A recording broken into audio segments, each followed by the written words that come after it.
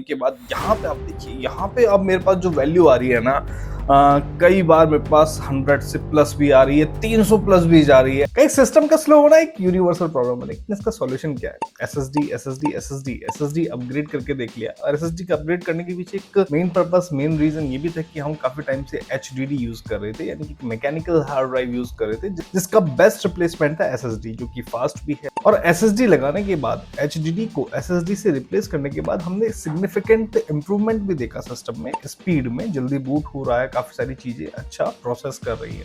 लेकिन अभी भी सिस्टम स्लो बना हुआ है। नाउ नेक्स्ट टर्न है रैम का।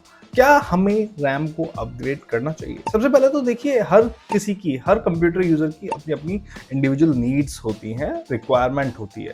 उस नीड्स के अकॉर्डिंग हम ये तय करते हैं कि हमें रैम को अपग्रेड करना है या नहीं करना। क्या हमारा सिस्टम हमें ये सजेस्ट करता है कि हमें रैम अपग्रेड करना चाहिए या नहीं करना चाहिए? बिल्कुल करता है। आप ये चीज एनालाइज कर सकते हैं, आप ये चीज ऑब्जर्व कर सकते हैं। कैसे करेंगे सब कुछ बताऊंगा इस वीडियो में। वीडियो को आपको एंड तक देखना है, समझना है जो मैं आपको समझाऊं, उस अकॉर्डिंगली आप नेक्स्ट स्टेप लेंगे। किसके बारे में? रैम अपग्रेड के बारे में। ऑब्वियसली आप एसएसडी में अपग्रेड कर चुके हैं, काफी अच्छा पहले से फील कर रहे होंगे, लेकिन और अच्छा फील करना है और अपने सिस्टम को फास्ट बनाना है, तो आज हम रैम के बारे में बात करेंगे। मैं दो डिवाइस को कंपेयर करके यहाँ पे बताऊंगा, जिसमें एक सिस्टम में रैम ज्यादा है और एक सिस्टम में रैम कम है, जिससे आप इजीली कंपेयर कर पाओगे। ठीक है, तो यहाँ पे आप देख सकते हो मेरे सिस्टम में, यहाँ पर ये जो सिस्टम आप देख रहे हो स्क्रीन, ये विंडोज 11 इसमें डला हुआ है। विंडोज 11 की स्क्रीन आप देख रहे हो, जिसमें 16 GB रैम में यूज कर रहा हूँ। और दूसरी स्क्रीन आप जो देख रहे हो, ये भी विंडोज 11 इसमें डला हुआ है, लेकिन इसमें 4 GB रैम ओनली।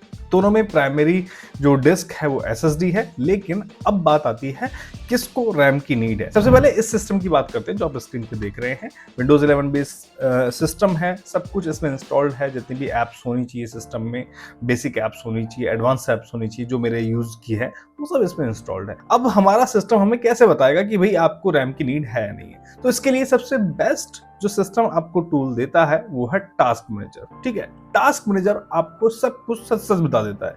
कैसे बताएगा?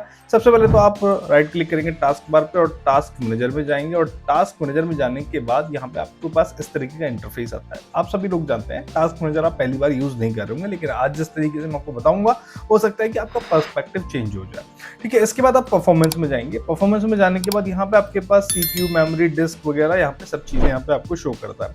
ठीक है, आपको जाना है मेमोरी पे। मेमोरी पे जाने के बाद यहाँ पर अभी आप देख सकते हैं कि यहाँ पर हमें जो हमारी मेमोरी है, जो सिस्टम की रैम है, उसके बारे में कुछ इन्फॉर्मेशन यहाँ पे शो कर रहा है। इन्फॉर्मेशन में यहाँ पे आपको ग्राफिकल इंटरफेस भी यहाँ पे शो कर रहा है और नीचे काफी सारी इन्फॉर्मेशन भी आपको शो कर रहा है। इन इन्फॉर्मेशन पर बेस्ड मैं आपके लिए अलग से वीडियो बनाऊंगा, लेकिन आज हमारा सिस्टम ये बता रहा है या नहीं कि हमें रैम की रिक्वायरमेंट है, ये हम डिस्कस कर रहे हैं। तो यहाँ पे आप देख सकते हो, सबसे पहले इन यूज रैम मुझे यहाँ पे बता रहा है 10.9 GB यहाँ पे मैं रैम यूज कर रहा हूँ इस वक्त। 5 GB अभी मेरे पास अवेलेबल है यूज करने के लिए। और कैशे की बात करें तो 5.1 GB मेरी जो रैम है उसने कैशे क्रिएट कर रखी, जिससे कि मैं फास्ट परफॉर्म कर सकूं। काफी सारी एप्स होती हैं जिनको हम फ्रीक्वेंटली यूज करते हैं, तो रैम क्या करता है, उनकी कैशे क्रिएट करके अपने अंदर स्टोर कर लेता है। जैसे ही आप उस पर्टिकुलर ऐप को री एक्सेस करेंगे, री रन करेंगे, तो हार्ड डिस्क से डेटा लेने के बजाय वो रैम से डेटा प्रोवाइड करेगा, जिससे कि आप उसको और फास्टली और तेजी से आप उसको एक्सेस ले पाए। तो ये एक बहुत ही इंपॉर्टेंट रोल प्ले करता है, जहां पर कैशे आपकी रैम में क्रिएट हो जाती है। ठीक है, यहाँ पे 5.1 GB अवेलेबल है और यूज में 10.7 GB है। ये जो अभी रनिंग एप्स है, चाहे वो रिकॉर्ड स्क्रीन हो या फिर टास्क मैनेजर हो या फिर अदर एप्स हो, क्रोम भी काफी रैम यहाँ पे कंज्यूम करता है। जितनी भी चीजें यहाँ पे इनके साथ साथ कैशे भी इसी का पार्ट यहाँ पे हो जाता है। ओके, तो यहाँ पर मेन चीज ये थी, इन यूज ऐप देखना, अवेलेबल देखना और कैशे देखना। बाकी के बारे में आपको डिटेल में बताऊंगा अलग वीडियो में। आप कमेंट करिएगा कि हाँ हमें जानना है, तो उसके बारे में मैं आपको बताऊंगा। ओके, अब यहाँ पे आप तो देख सकते हैं इजीली कि अभी मैं एक ऐसी स्टेज में हूं कि 5.0 GB जो एप्स हैं, चाहे वो गेम्स हो, चाहे वो कोडिंग आईडीज हो, एनवायरमेंट्स हो, उनको मैं इजीली रन कर सकता हूं, क्योंकि 5.2 GB अभी भी मेरे पास स्पेस बचा हुआ है। ठीक है, यानी कि रैम के पास स्पेस है चीजों को और रन करने के लिए। हालांकि 16 GB में आज की डेट में बोलूंगा कि कम है। अगर आप heavy games, heavy code editors आप यूज करते हैं, कोडिंग करते हैं, एआई बेस्ड टास्क करते हैं, तो ये आज की डेट में आपके पास कम से कम 32 जीबी होनी चाहिए।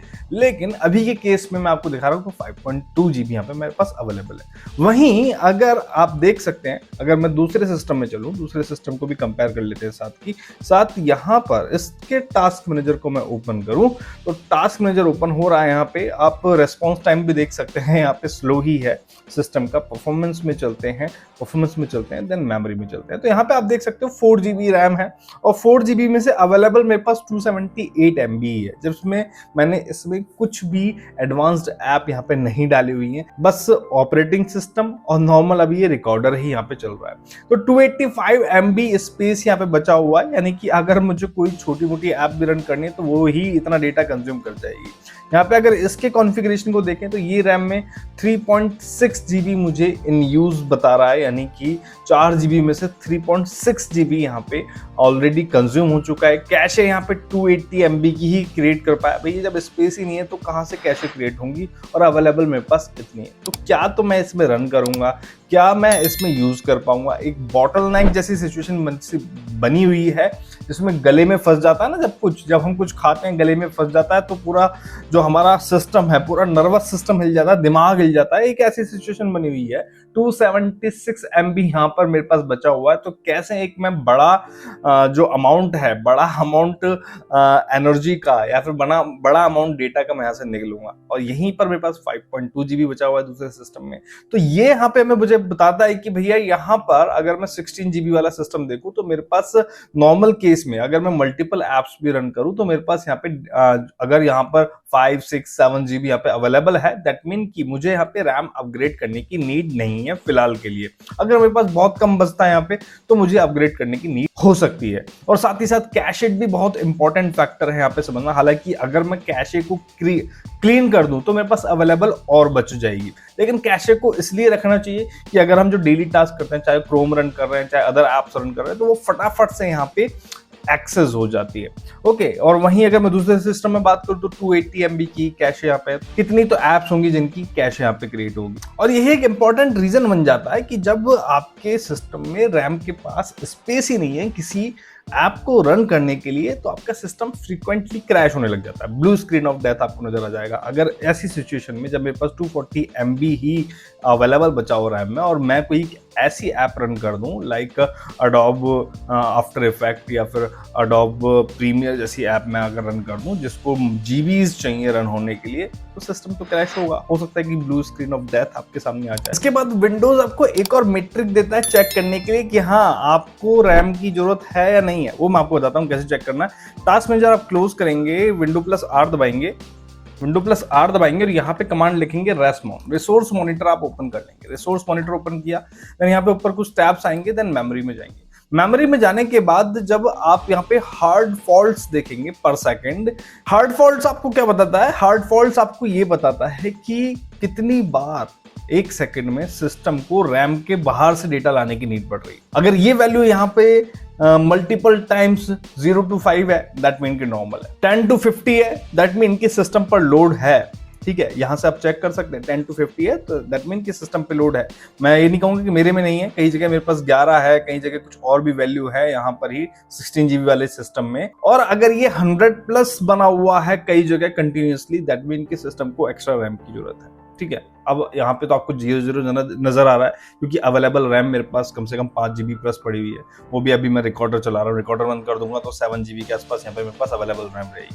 अब मैं यहीं इसी मेट्रिक को मैं आपको अपने इस सिस्टम में रन करके बताता हूँ, रेसमॉन। ठीक है, आप एंटर बटन दबाएंगे। एंटर बटन दबाने के बाद यहाँ पे मेमोरी पे जाएंगे और मेमोरी पे जाने के बाद यहाँ पे आप देखिए, यहाँ पे अब मेरे पास जो वैल्यू आ रही है ना, कई बार मेरे पास 100 से प्लस भी आ रही है, 300 प्लस भी जा रही है।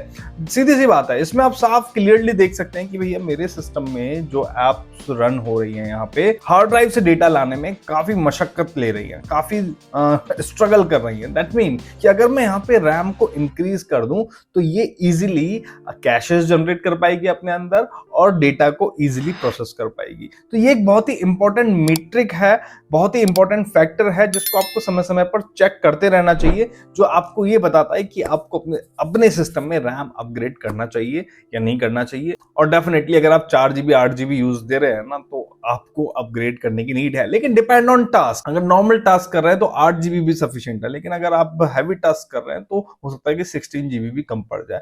तो इस तरीके से आप चेक कीजिए, हार्ड फॉल्ट चेक कीजिए, और जो मैंने आपको टास्क मैनेजर से बताया है किस तरीके से आपको ये पता लगाना है कितना आपके पास स्पेस बचा हुआ है, उस अकॉर्डिंगली आप ये एनालाइज करें कि हाँ ठीक है, आपको कितना रैम यूज लेना चाहिए। आई होप कि वीडियो से आपको समझ में आया होगा, कुछ क्लैरिटी मिली होगी। हाँ, कमेंट में हार्ड फॉल्ट्स भी आप देखिएगा कितने आ रहे हैं आपके, जिससे कि कम्युनिटी डिस्कशन कमेंट बॉक्स में स्टार्ट हो सके, आपस में डिस्कशन स्टार्ट हो सके। वीडियो अच्छा लगा लाइक कीजिए। मिलेंगे आपसे नेक्स्ट वीडियो में एक और नई इंफॉर्मेशन के साथ। तब तक देखते रहे बस टेक। धन्यवाद।